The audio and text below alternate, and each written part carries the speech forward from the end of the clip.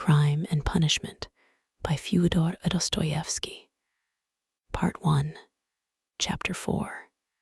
His mother's letter had been a torture to him, but as regards the chief fact in it, he had felt not one moment's hesitation, even whilst he was reading the letter. The essential question was settled, and irrevocably settled, in his mind. Never such a marriage while I am alive, and Mr. Luzhin be damned. The thing is perfectly clear, he muttered to himself, with a malignant smile, anticipating the triumph of his decision. No, mother, no, Downia, you won't deceive me. And then they apologize for not asking my advice, and for taking the decision without me. I dare say. They imagine it is arranged now and can't be broken off, but we will see whether it can or not. A magnificent excuse. Fyodor Petrovitch is such a busy man that even his wedding has to be in post-haste, almost by express. No, Downia, I see it all, and I know what you want to say to me. And I know too what you were thinking about when you walked up and down all night, and what your prayers were like before the Holy Mother of Kazan who stands in Mother's bedroom. Bitter is the ascent to Golgotha. So it is finally settled. You have determined to marry a sensible businessman, Avditia Romanovna, one who has a fortune, has already made his fortune. That is so much more solid and impressive.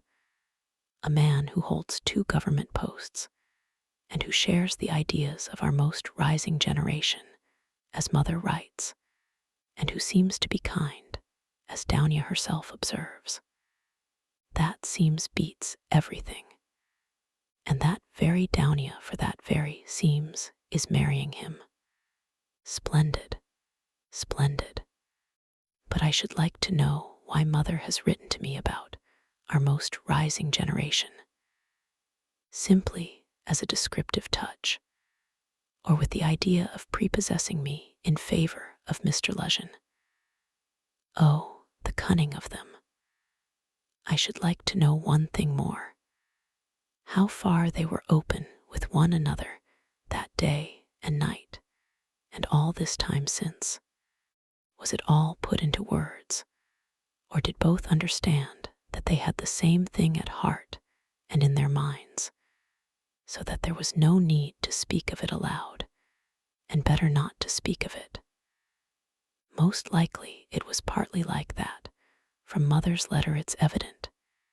He struck her as rude a little, and Mother in her simplicity took her observations to Downia.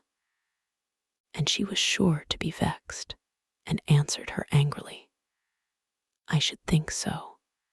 Who would not be angered when it was quite clear, without any naive questions, and when it was understood that it was useless to discuss it?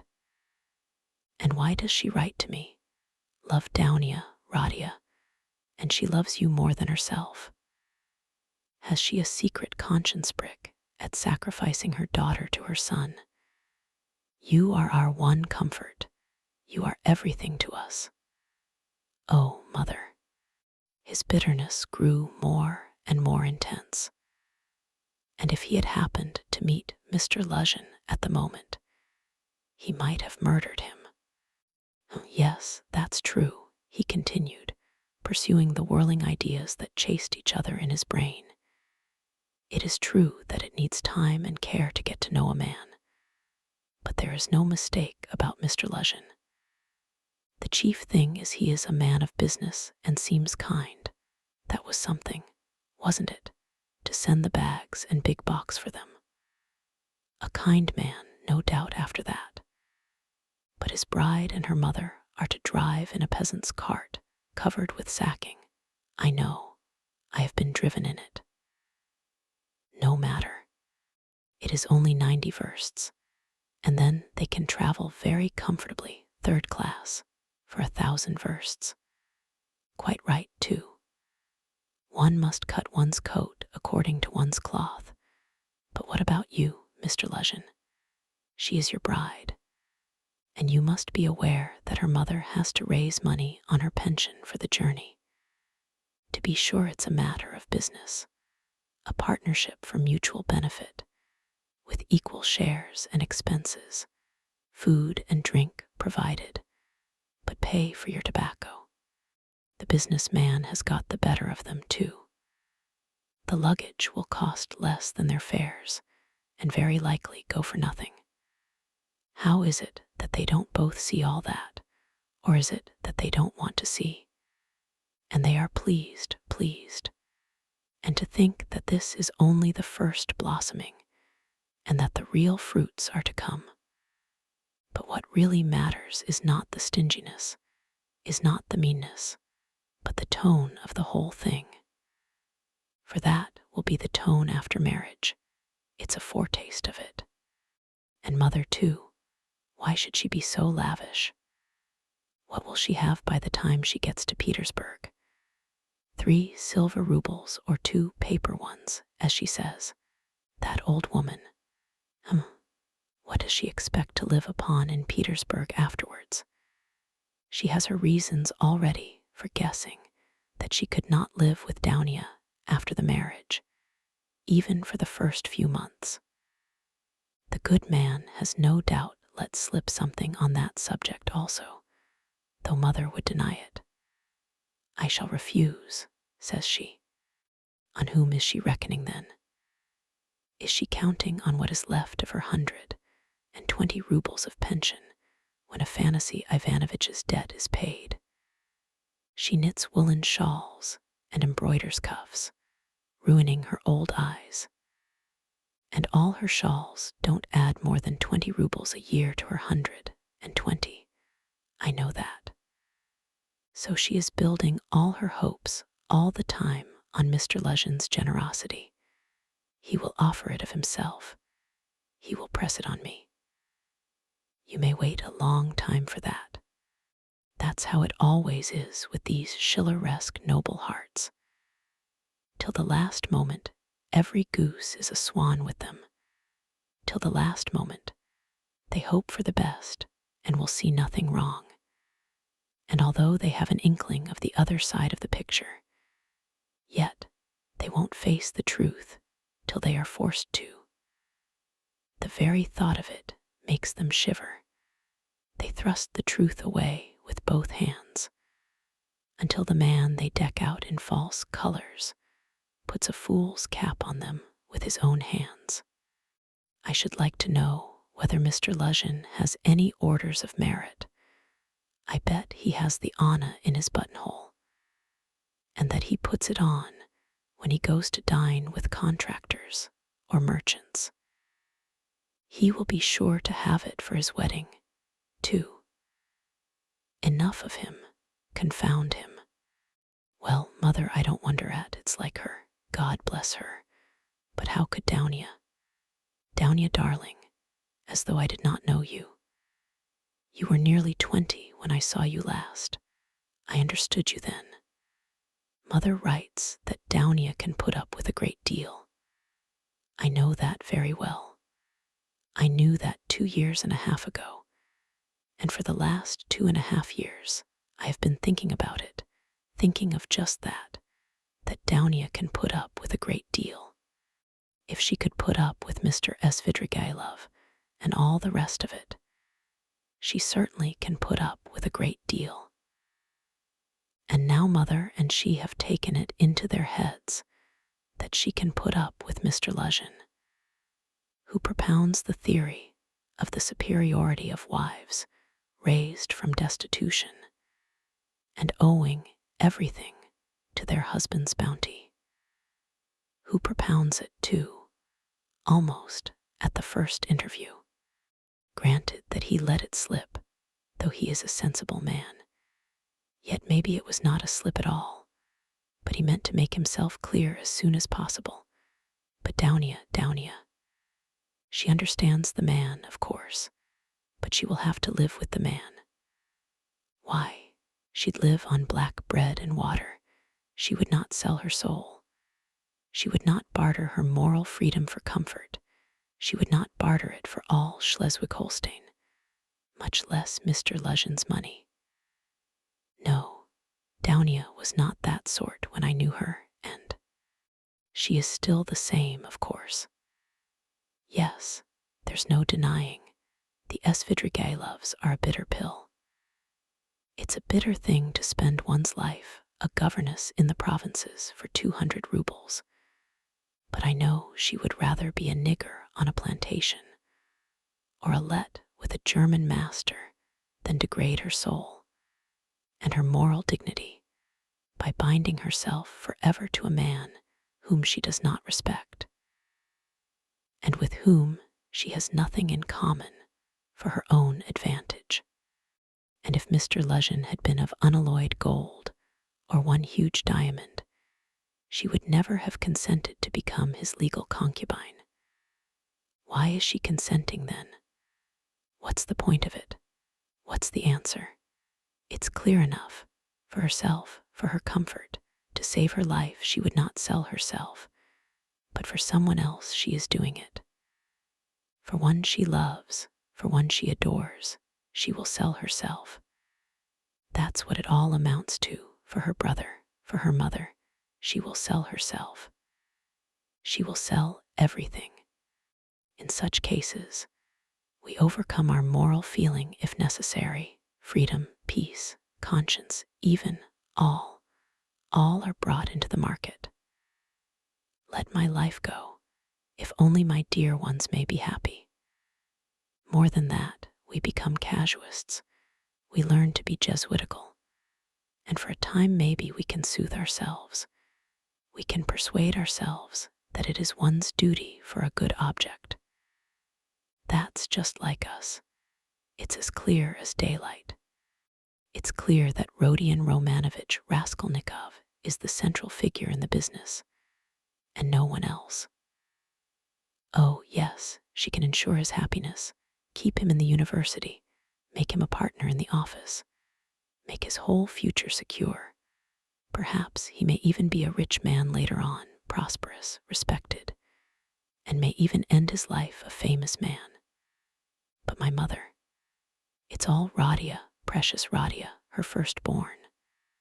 For such a son who would not sacrifice such a daughter. Oh, loving, over-partial hearts. Why, for his sake, we would not shrink even from Sonia's fate. Sonia Marmeladov, the eternal victim so long as the world lasts. Have you taken the measure of your sacrifice, both of you? Is it right? Can you bear it? Is it any use? Is there sense in it? And let me tell you, Daunia, Sonia's life is no worse than life with Mr. Lejeune. There can be no question of love, mother writes. And what if there can be no respect either?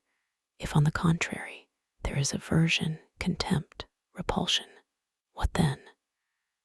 So you will have to keep up your appearance, too. Is not that so? Do you understand what that smartness means?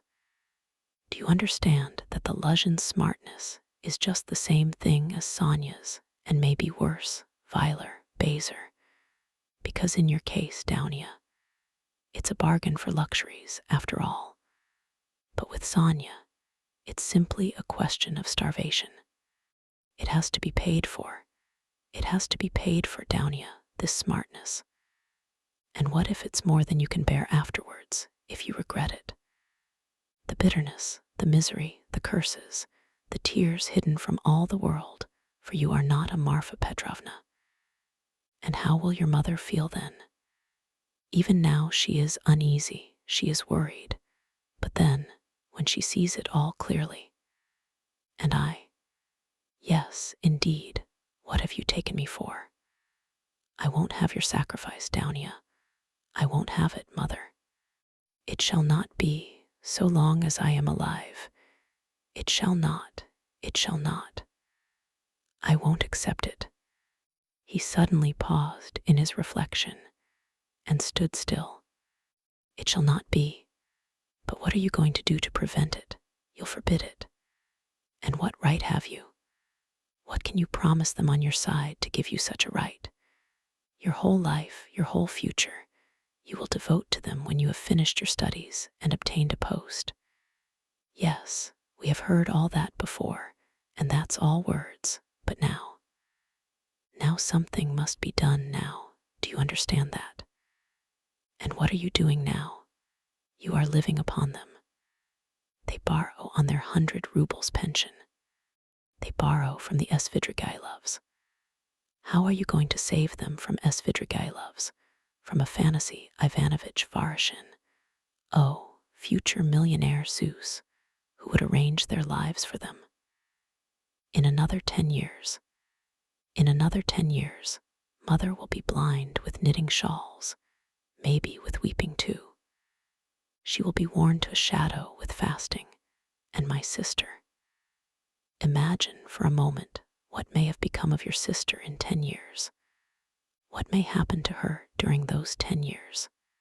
Can you fancy? So he tortured himself, fretting himself with such questions, and finding a kind of enjoyment in it. And yet, all these questions were not new ones suddenly confronting him. They were old, familiar aches. It was long since they had first begun to grip and rend his heart. Long, long ago, his present anguish had its first beginnings. It had waxed and gathered strength.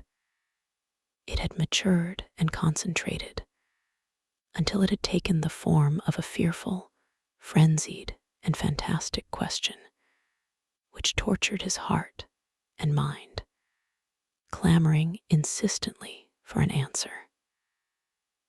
Now his mother's letter had burst on him like a thunderclap. It was clear that he must not now suffer passively, worrying himself over unsolved questions, but that he must do something, do it at once, and do it quickly. Anyway, he must decide on something, or else, or throw up life altogether. He cried suddenly, in a frenzy.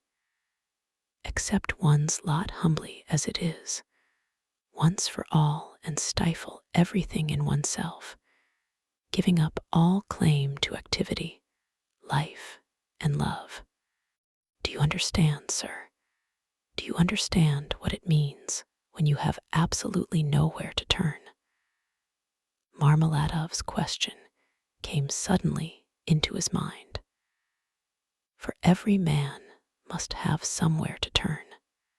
Gave a sudden start, another thought that he had had yesterday slipped back into his mind. But he did not start at the thought recurring to him, for he knew he had felt beforehand that it must come back. He was expecting it.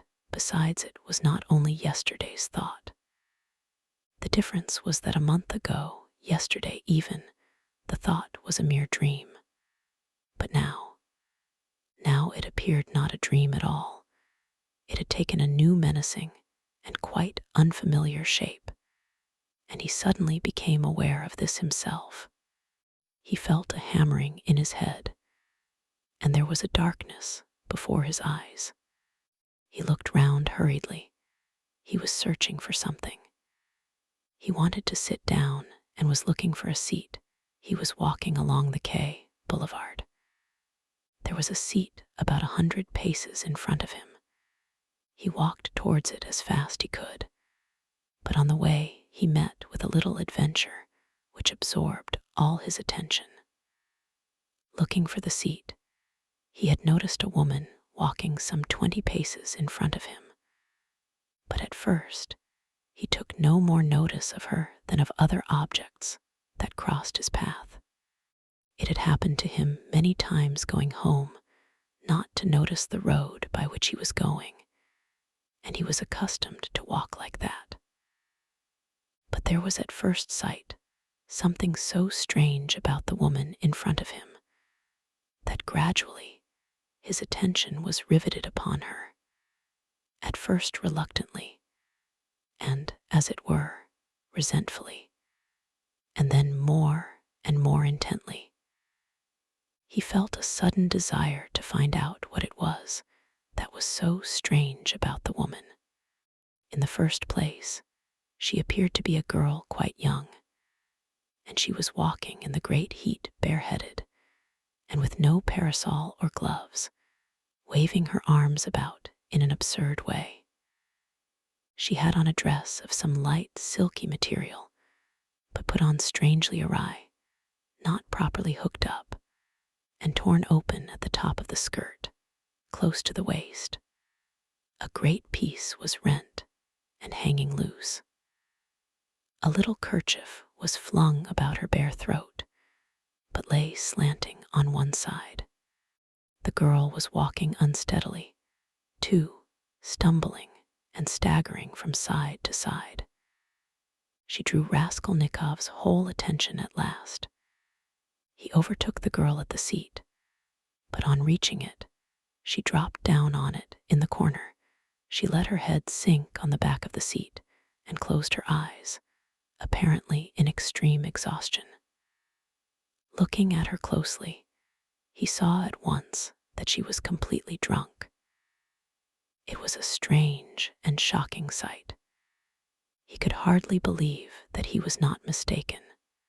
He saw before him the face of a quite young, fair-haired girl, 16, perhaps not more than 15 years old, pretty little face, but flushed and heavy-looking, and as it were, swollen. The girl seemed hardly to know what she was doing. She crossed one leg over the other, lifting it indecorously, and showed every sign of being unconscious that she was in the street. Raskolnikov did not sit down, but he felt unwilling to leave her, and stood facing her in perplexity. This boulevard was never much frequented, and now, at 2 o'clock, in the stifling heat, it was quite deserted. And yet, on the further side of the boulevard, about 15 paces away, a gentleman was standing on the edge of the pavement. He, too, would apparently have liked to approach the girl with some object of his own. He, too, had probably seen her in the distance and had followed her, but found Raskolnikov in his way. He looked angrily at him, though he tried to escape his notice, and stood impatiently biding his time till the unwelcome man in rags should have moved away. His intentions were unmistakable. The gentleman was a plump, thickly set man, about 30, fashionably dressed, with a high color, red lips, and mustaches. Raskolnikov felt furious. He had a sudden longing to insult this fat dandy in some way. He left the girl for a moment and walked towards the gentleman. "Hey, you Svidrigailov, what do you want here?" he shouted, clenching his fists and laughing, spluttering with rage. "What do you mean?" the gentleman asked sternly, scowling in haughty astonishment. "Get away, that's what I mean. How dare you, you low fellow?" He raised his cane. Raskolnikov rushed at him with his fists, without reflecting that the stout gentleman was a match for two men like himself. But at that instant, someone seized him from behind, and a police constable stood between them.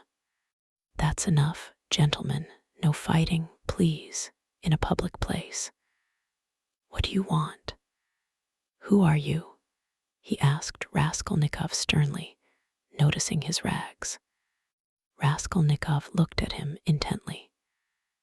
He had a straightforward, sensible, soldierly face, with gray mustaches and whiskers.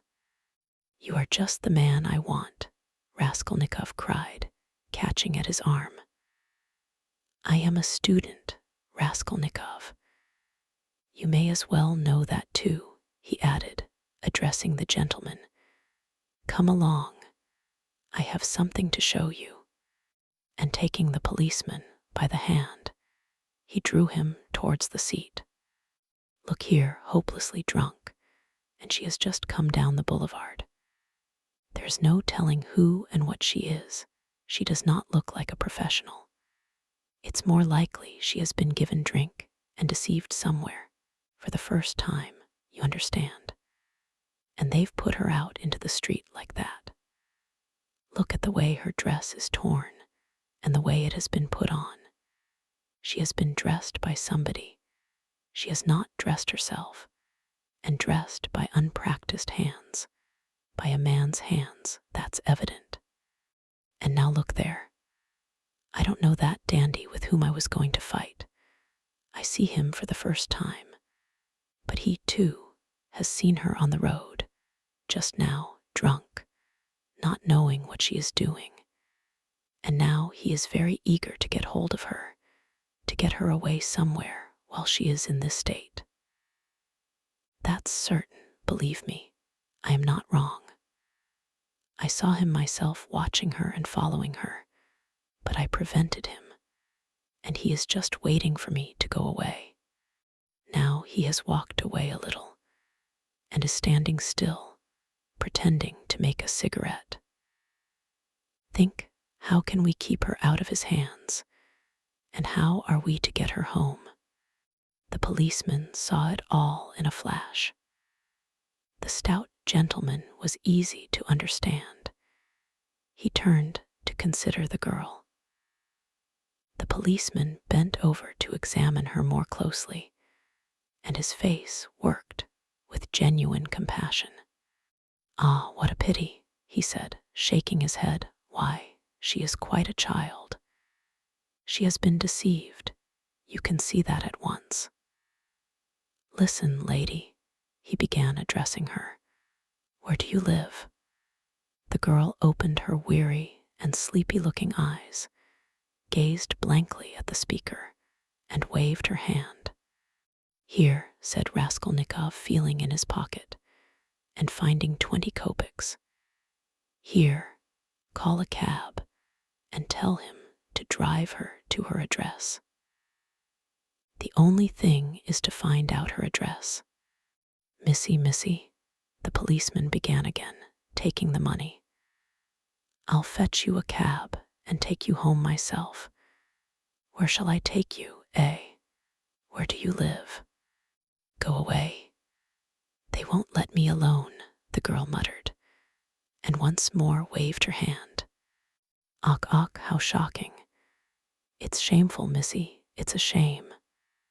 He shook his head again, shocked, sympathetic, and indignant. "It's a difficult job," the policeman said to Raskolnikov, and as he did so, he looked him up and down in a rapid glance. He, too, must have seemed a strange figure to him, dressed in rags and handing him money. "Did you meet her far from here?" he asked him. "I tell you, she was walking in front of me, staggering, just here, in the boulevard. She only just reached the seat and sank down on it. Ah, the shameful things that are done in the world nowadays. God have mercy on us. An innocent creature like that, drunk already. She has been deceived, that's a sure thing. See how her dress has been torn too. Ah, the vice one sees nowadays. And as likely as not she belongs to gentlefolk too, poor ones maybe. There are many like that nowadays. She looks refined too, as though she were a lady," and he bent over her once more. Perhaps he had daughters growing up like that, looking like ladies and refined, with pretensions to gentility and smartness. "The chief thing is," Raskolnikov persisted, "to keep her out of this scoundrel's hands. Why should he outrage her? It's as clear as day what he is after. Ah, the brute. He is not moving off." Raskolnikov spoke aloud and pointed to him. The gentleman heard him and seemed about to fly into a rage again, but thought better of it and confined himself to a contemptuous look. He then walked slowly another 10 paces away and again halted. "Keep her out of his hands we can," said the constable thoughtfully. "If only she'd tell us where to take her. But as it is, Missy, hey, Missy." He bent over her once more.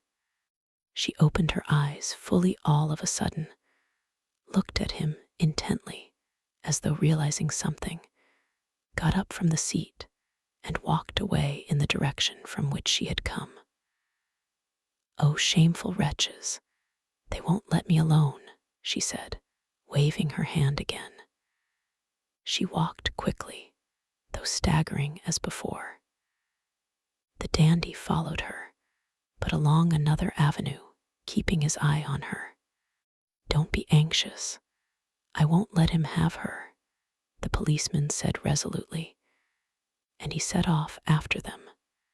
"Ah, the vice one sees nowadays," he repeated aloud, sighing.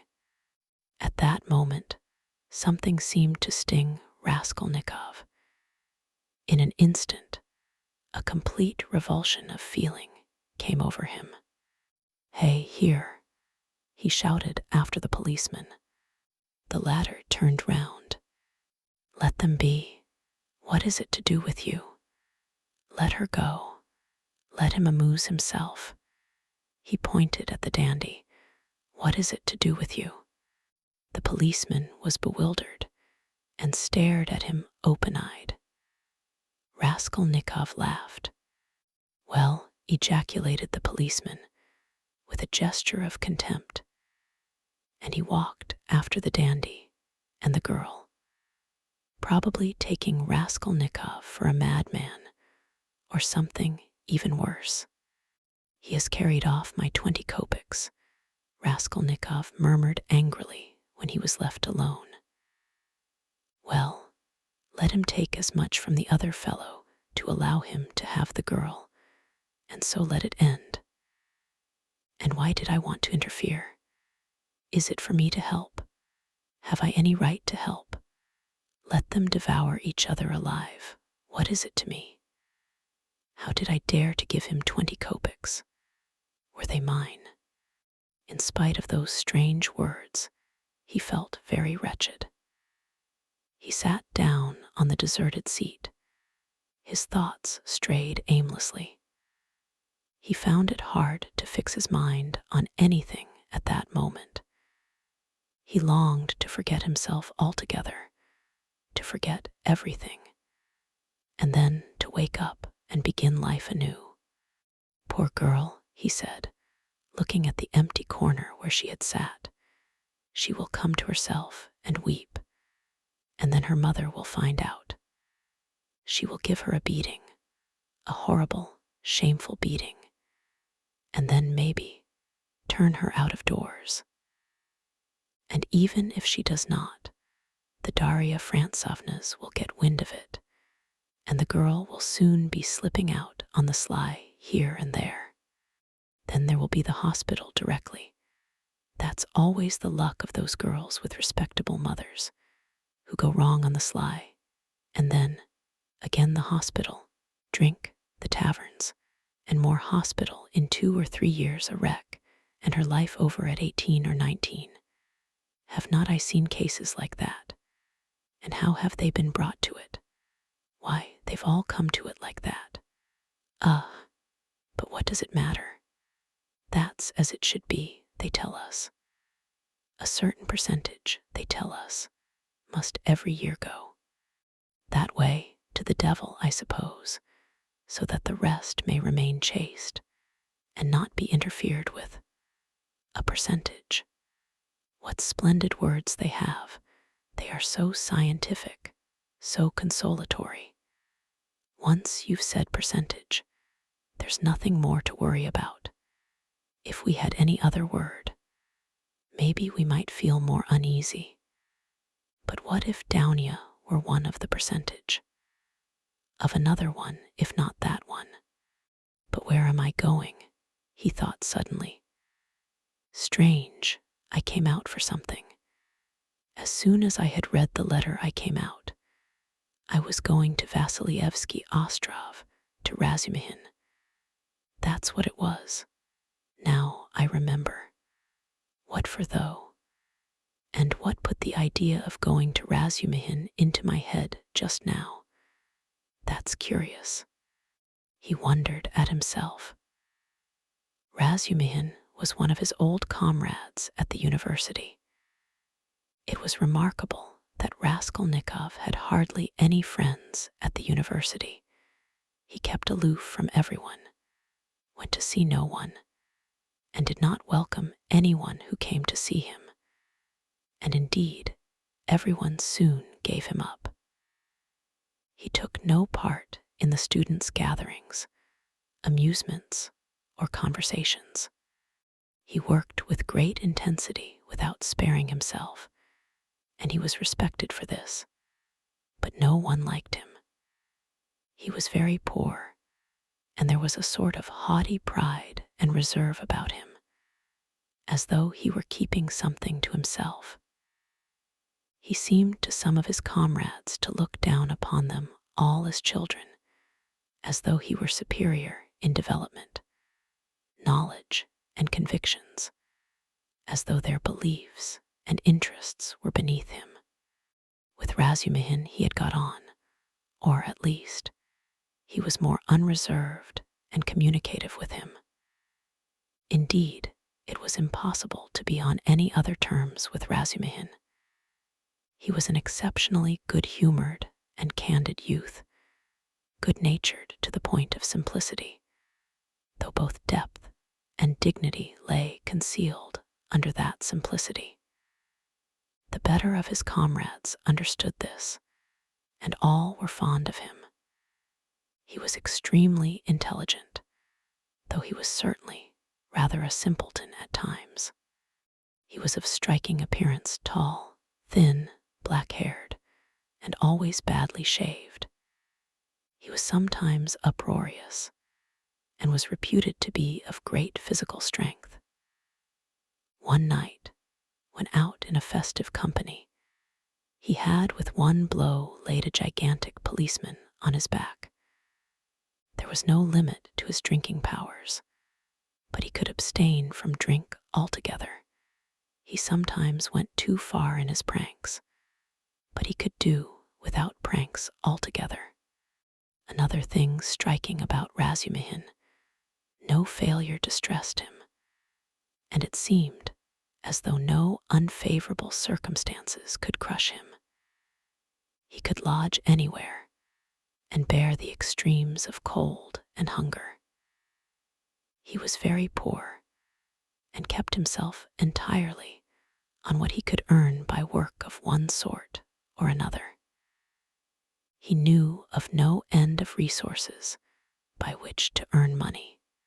He spent one whole winter without lighting his stove, and used to declare that he liked it better, because one slept more soundly in the cold. For the present he, too, had been obliged to give up the university, but it was only for a time, and he was working with all his might to save enough to return to his studies again. Raskolnikov had not been to see him for the last 4 months, and Razumihin did not even know his address. About 2 months before, they had met in the street, but Raskolnikov had turned away and even crossed to the other side that he might not be observed. And though Razumihin noticed him, he passed him by, as he did not want to annoy him.